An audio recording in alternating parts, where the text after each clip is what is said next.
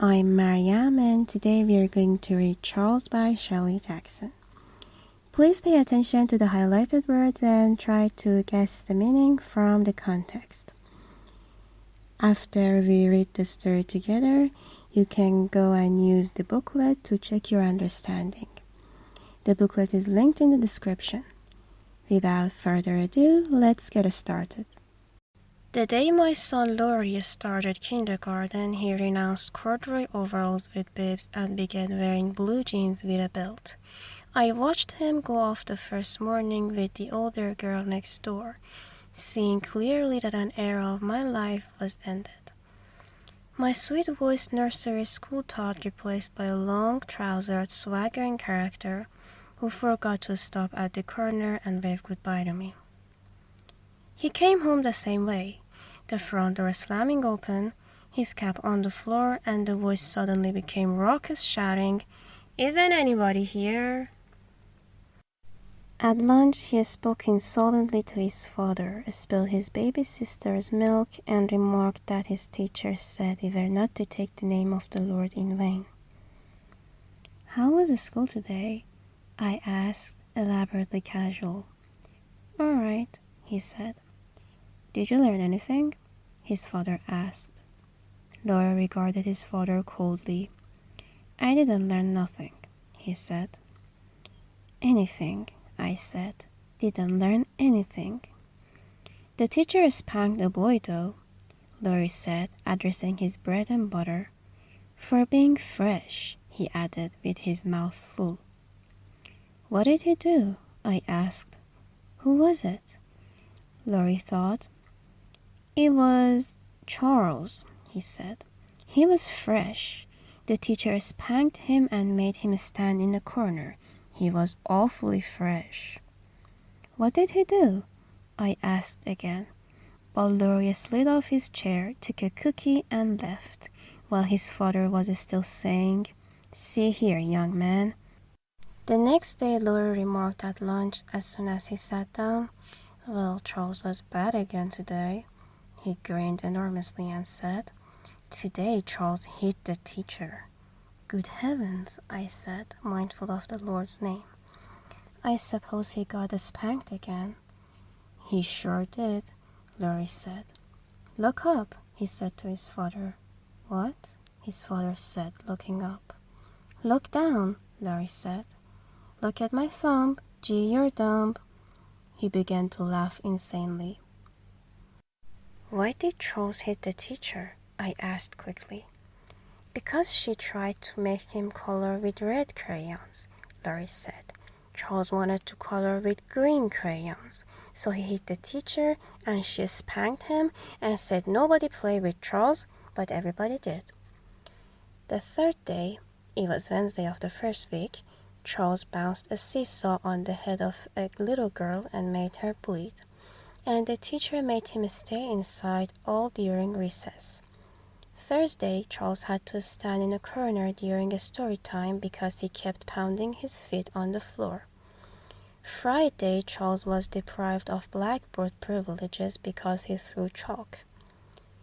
On Saturday, I remarked to my husband, "Do you think kindergarten is too unsettling for Laurie? All this toughness and bad grammar, and this Charles boy sounds like such a bad influence." "It'll be all right," my husband said reassuringly. "Bound to be people like Charles in the world. Might as well meet them now as later." On Monday, Laurie came home late, full of news. "Charles!"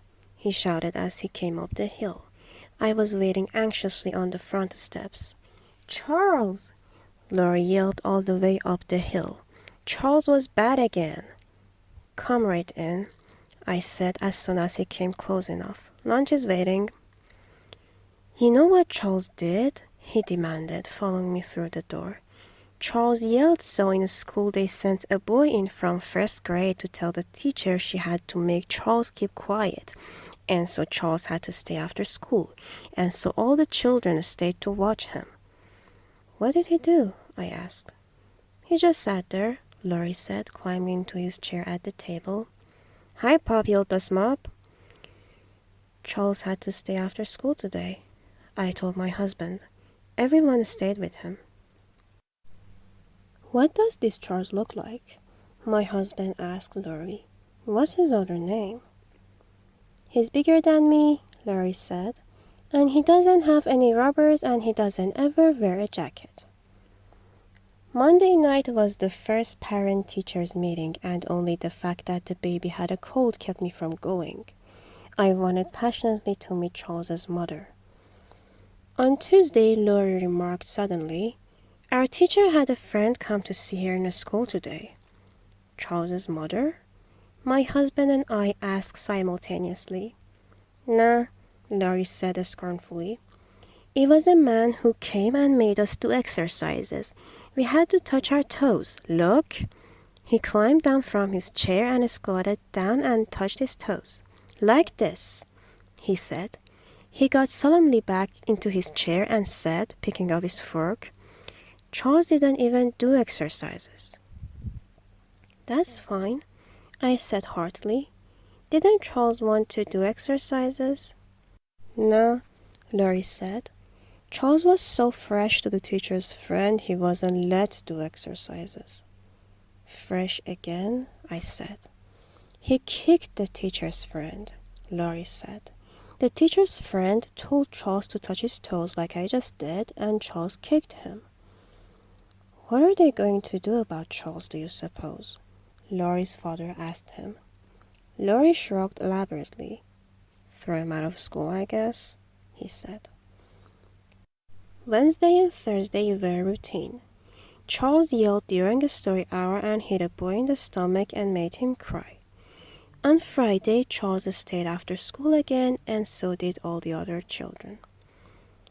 With the third week of kindergarten, Charles was an institution in our family. The baby was being a Charles when she cried all afternoon. Laurie did a Charles when he filled his wagon full of mud and pulled it through the kitchen. Even my husband, when he caught his elbow in the telephone cord and pulled telephone, ashtray, and a bowl of flowers off the table, said after the first minute, Looks like Charles. During the third and fourth weeks, it looked like a reformation in Charles. Laurie reported grimly at lunch on Thursday of the third week. Charles was so good today, the teacher gave him an apple. What? I said. And my husband added wearily, You mean Charles? Charles, Laurie said. He gave the crayons around and he picked up the books afterward, and the teacher said he was her helper. What happened? I asked incredulously. He was her helper, that's all, Laurie said, and shrugged. Can this be true about Charles? I asked my husband that night. Can something like this happen? Wait and see, my husband said cynically. When you've got a Charles to deal with, this may mean he's only plotting. He seemed to be wrong. For over a week, Charles was the teacher's helper. Each day he handed things out and he picked things up. No one had to stay after school. The PTA meeting next week again, I told my husband one evening. I'm going to find Charles's mother there. Ask her what happened to Charles, my husband said. I'd like to know. I'd like to know myself, I said. On Friday of that week, things were back to normal. You know what Charles did today? Laurie demanded at the lunch table in a voice slightly awed. He told a little girl to say a word and she said it, and the teacher washed her mouth out with soap and Charles laughed. What word? His father asked unwisely, and Laurie said, I'll have to whisper it to you, it's so bad.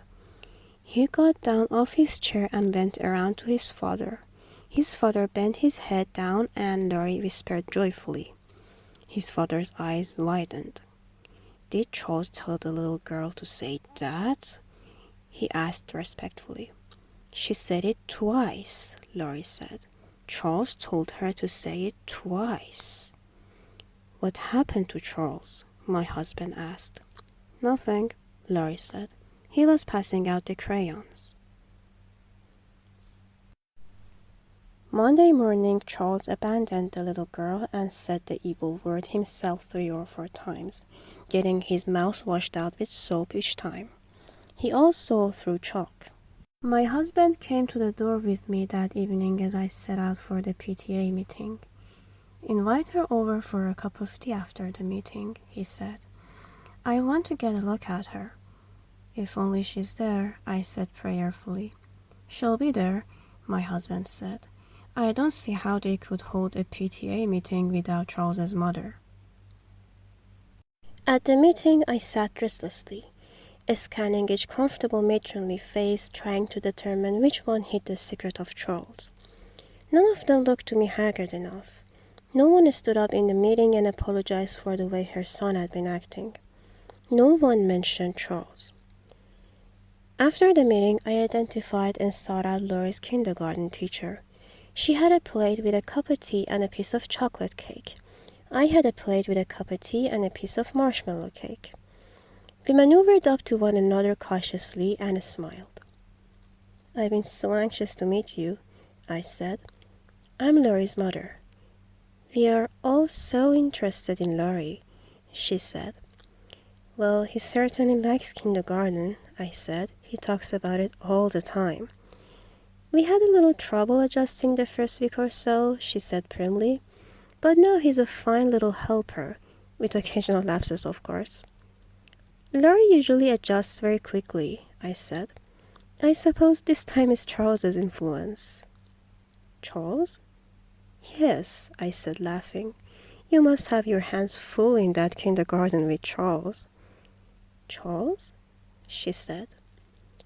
"We don't have any Charles in the kindergarten." Good job, guys! You made it! Please comment an apple emoji to let us know that you watched the entire video. Thank you so much for listening. Don't forget to like and subscribe, and we'll see you in the next video. Bye!